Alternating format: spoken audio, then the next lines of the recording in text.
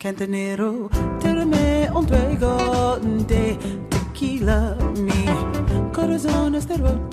Welcome to a Neon Jazz interview with Seattle-based singer Eugenie Jones.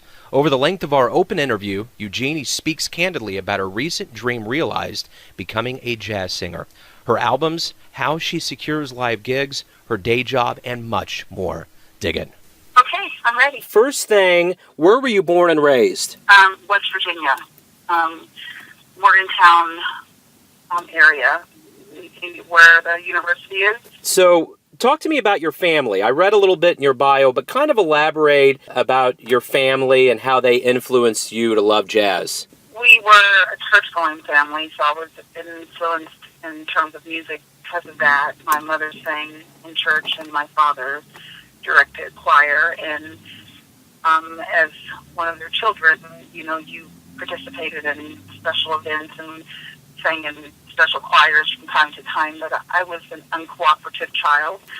I was the one in the back row throwing spitwads at my brothers and sisters' heads. So I wasn't really that interested, but I think unconsciously I was influenced by it. I remember my mom and dad, we had these huge family gatherings, and there was always music in the background, Nancy Wilson and Ray Charles, and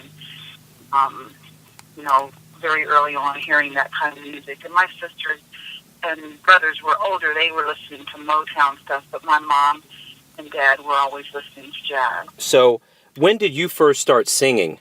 I first started singing about 2 years ago, professionally. And that's an interesting tapestry to this. And I did see that you had mentioned you've been writing poetry your whole life. Did writing make it easier for you to transition into writing songs? Definitely, because it's always been a vehicle for expressing what I was feeling, and somewhat cathartic at times. And, I had just tons of love poems when I was a teenager and in my young 20s, and then I used to journal. And then as I progressed professionally, my professional career has always had some element of writing involved with it. Technical writing and those kinds of things, persuasive arguments. But I wrote for a newspaper for 19 years, a fitness and wellness column. So I've always been involved with writing in some form or fashion over the majority of my life. You went from the business world into show business, and you've been doing this for the last 2 years. What fueled your desire to do this at this point in your life? I think a huge thing about me is always looking for a way to grow and be more than I was previously.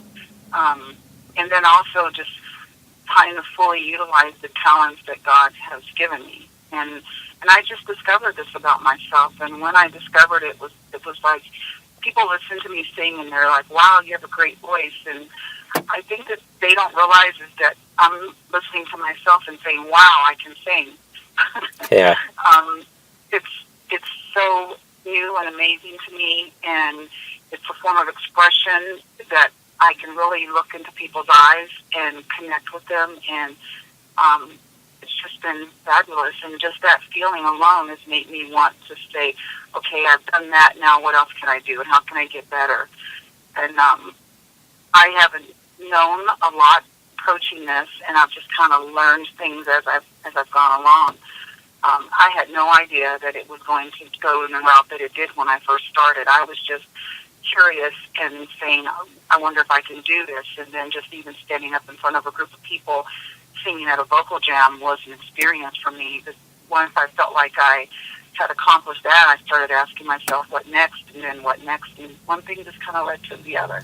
Well, it sounds like you have a pretty fulfilled life. Along with being a singer, you are in the nonprofit realm as well. Does that kind of satisfy another sense of occupation for you? We all have to have a job that pays the bills and keeps a roof over our heads.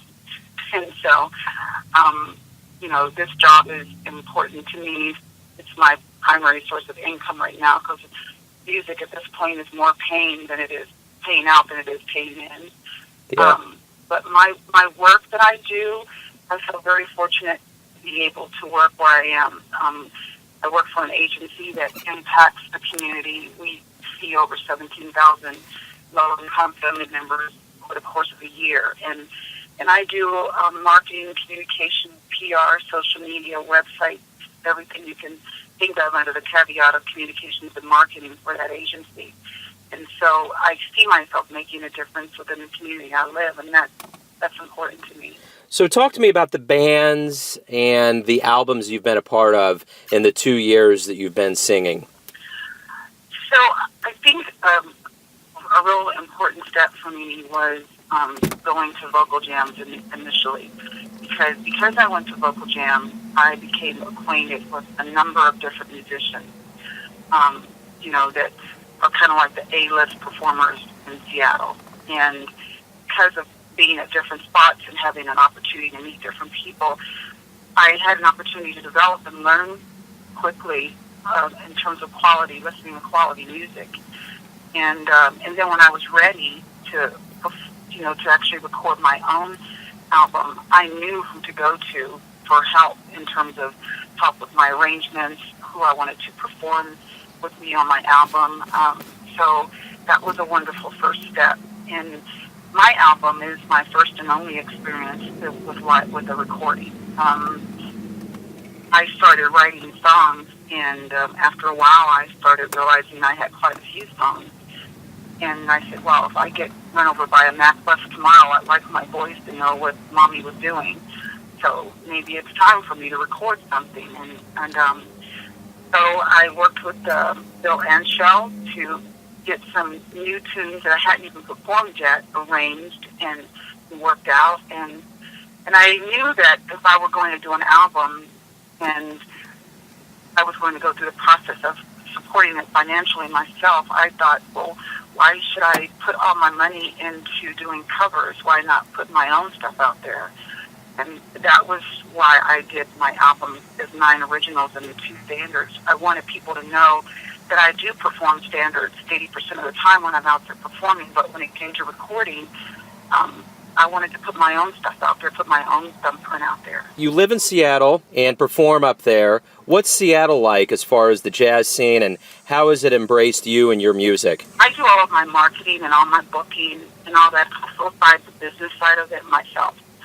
I don't have a manager or anything like that. And so that's always a challenge. I think at the top of the heap and at the bottom of the heap, you really have to have a lot of hustle. And you have to be persistent and keep knocking on people's doors. I've done cold calling, I've done emailing, I do constant contact group emails, and I include venues on my emails.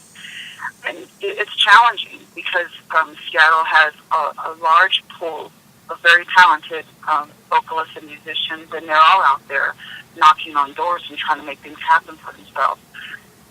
So I've had experiences where I've approached a venue up to 4 months before getting a gig there.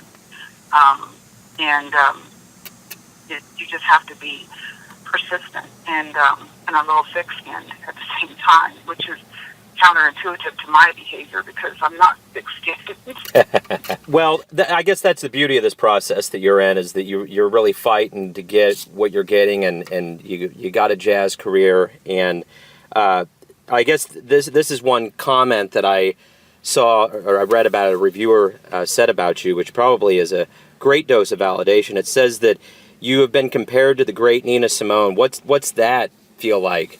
I kind of take that as, I think people,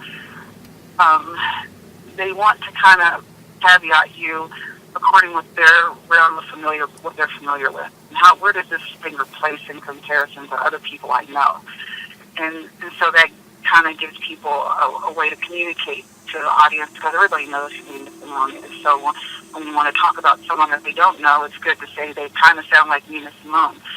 But in my mind, she's incomparable. Yeah. I wouldn't dare to presume to compare myself to her. I liked her fire, and Peggy Lee's another one that I liked in terms of her business sense, and that she was a writer as well as a performer. So I look to icons like that for inspiration as far as how to be business-minded as well as an entertainer.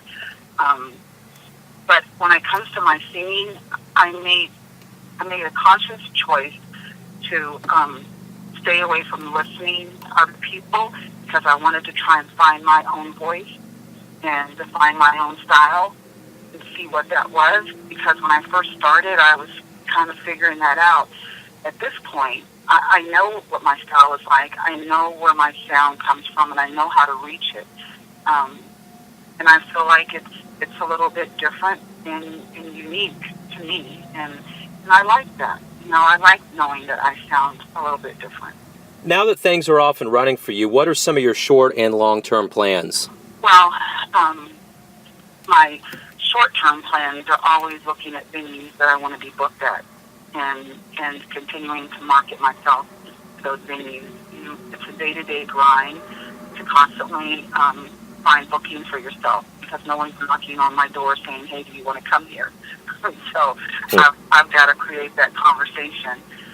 So that is always a short-term goal. A long-term goal is I've started a radio campaign through K. Smith Productions, and my goal is to get my music out to a wider audience as much as possible and to connect with people like yourself, to tell my story so that you can share it with your listeners and so that my music can reach a broader audience.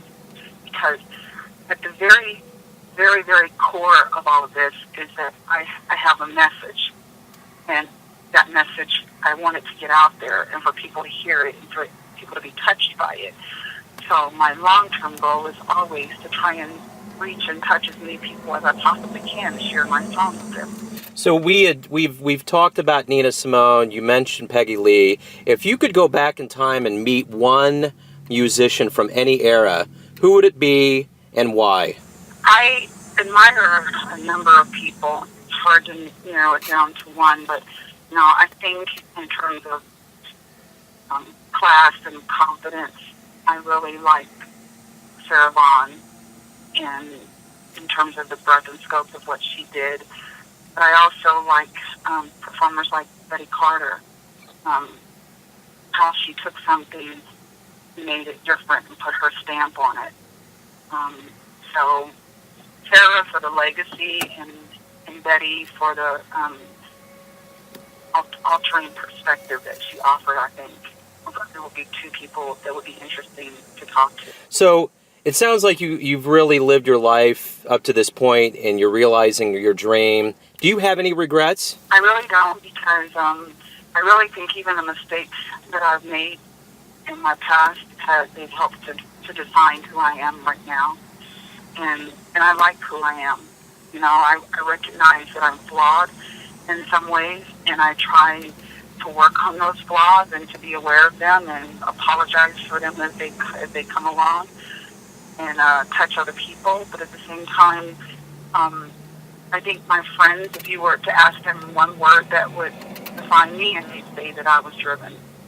And that drive, I apply it to all areas of my life, including my music. And while I'm not perfect, I like the process of what it's yielded, and I'm just going to continue to try and grow and perfect myself as a singer and as an entertainer and as a composer. So just to get a little insight into the music you like and who you are, what's the last album or song you listened to before our interview? Right now I have In Love with Cole Porter on my computer CD player, and I just purchased it recently, and I absolutely love it. Louis Armstrong's, it was just one of those things, and that's what I was listening to just before you called. I noticed that you do Twitter, and I always end my interview with this question. If you had to define who you are in the length of one tweet, what would it be? Oh, that's hard, because they only give you so many words. 144 characters, that's it. I would say join me on a journey through straight ahead jazz through today's eyes. Very good. Eugenie, thanks again for your time, continued success, and Have a great day. Thank you. Thank you so much for your time. Appreciate it. Absolutely. Take care. Thanks for listening and tuning in to yet another Neon Jazz interview, where we give you a bit of insight into the finest players and singers doing that jazz these days. And thanks to Eugenie for her time and insight into her craft. If you want to hear more interviews, go to Famous Interviews with Joe Domino on the iTunes Store, or visit theneonjazz.blogspot.com for all things neon jazz. Until next time, enjoy the music, my friends.